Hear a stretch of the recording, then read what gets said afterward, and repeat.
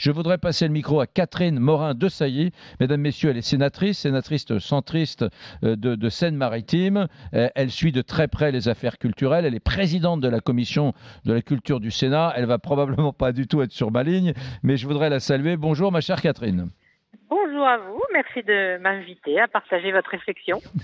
Bon, alors, Darmanin vous a mis en colère, j'imagine, ce matin, lorsqu'il a évoqué Haute de Beauté la suppression de la redevance. Il lance des idées sur le modèle économique de ce que pourrait être le financement de l'audiovisuel public, encore qu'il ne lance pas vraiment d'idée, parce qu'il parle juste de suppression. Donc ça veut dire qu'on ne sait pas par quoi cette contribution audiovisuel public serait remplacée. Je note au demeurant que l'audiovisuel public étant financé donc par des fonds publics, ça veut dire que ce serait une dotation d'État et non plus une dotation publique. Donc ça pose aussi quelques questions en termes d'indépendance, notamment. Je vous entendais parler de la dépendance aux politiques. J'entendais le jeune homme, il a raison. Le sentiment des Français, c'est que l'audiovisuel public est trop soumis à la contrainte publicitaire des annonceurs et du politique. Donc la question du modèle économique renvoie à la question de l'indépendance. Oui. Dites-moi, j'ai plein de petites questions. La première, estimez-vous qu'il y a trop de médias, sans remettre en cause le principe même du média public, on n'est pas là pour ça, et tout le monde est attaché aux médias publics, mais deux rédactions nationales, France 2, France 3, qui sont juxtaposées malgré des tentatives un peu qui ont échoué de mutualisation, des chaînes comme France 4 dont on se demande ce qu'elles sont, Hollande qui a lancé France Info TV, bon, alors qu'il y avait déjà floraison de chaînes d'infos, bon, voilà, il y a quand même beaucoup de choses. Des rédactions pléthoriques, beaucoup de radios, beaucoup de télé, 2 orchestres nationaux philharmoniques de Radio France, qui sont certes différents, mais bon, est-ce qu'il n'y en a pas trop quand même, Catherine? Bon. Alors, deux éléments de réflexion. Je crois qu'il ne faut jamais se plaindre de la diversité culturelle et de la diversité de la presse et des médias, parce que c'est signe de la vitalité démocratique. Sauf quand on est contribuable. Attendez, je n'ai pas terminé mon raisonnement. C'est parce que c'est signe de la vitalité de la création, de la réflexion, etc. Et c'est signe de la vitalité de la démocratie. Maintenant, il y a un vrai sujet.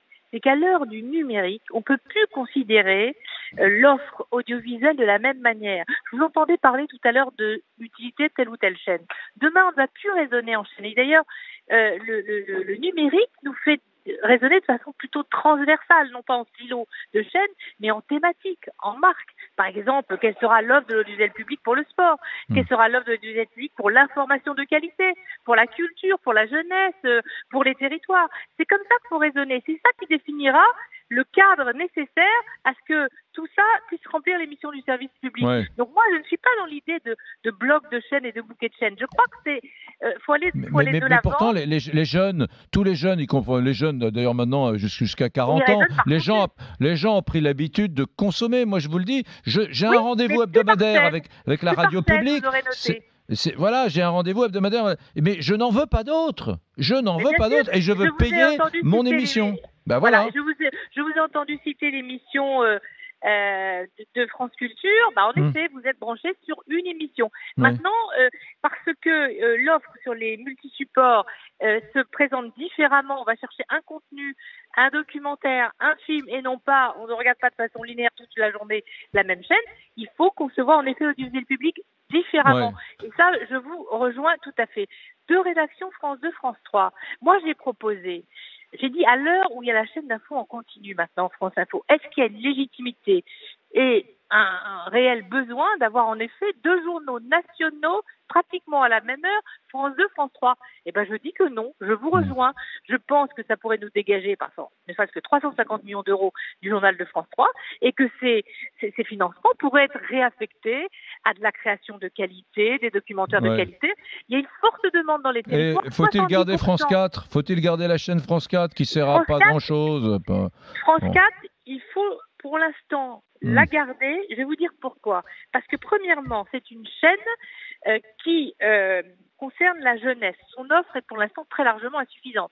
Mais elle a le bénéfice suivant, c'est la seule chaîne qui n'a pas de publicité. Et ça peut être un endroit sanctuarisé pour les familles où ils savent qu'ils peuvent mettre leurs gamins devant la télévision et que ce ne sera pas pollué par des incitations Ouais, à bon, oui, mais, des bonbons, des biscuits. je vous entends, mais vous avez réponse à tout. Mon raisonnement. Vous Mais avez oui, j'ai réponse à tout. parce que je connais bien mon sujet. Et c'est en même temps la chaîne qui permet aussi d'être nourrie par toute une industrie d'excellence dont nous avons la chance de disposer en France, qui est l'industrie du film d'animation. Et donc, je pense que moi, j'ai envie d'avoir pour nos jeunes des endroits un peu sanctuarisés. J'ai pas forcément envie de les renvoyer vers YouTube. Ah oui, mais alors, vous me touchez à rien là. Vous me touchez pas à France 2, pas à France 3, pas à France 4, pas à France 5, pas à France O, pas à France Info TV, pas à TV5 Monde.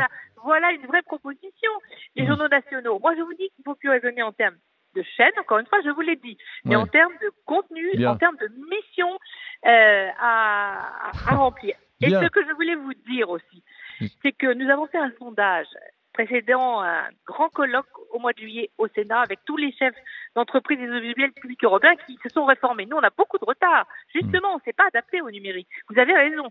On est ringard quelque part. Eh bien, ce que je voulais dire, c'est que les Français, ils reconnaissent les missions du service public, ils justifient qu'il existe, ils justifient de s'acquitter d'une contribution, mais ils veulent que les contenus soient de qualité et très différenciés. Voilà.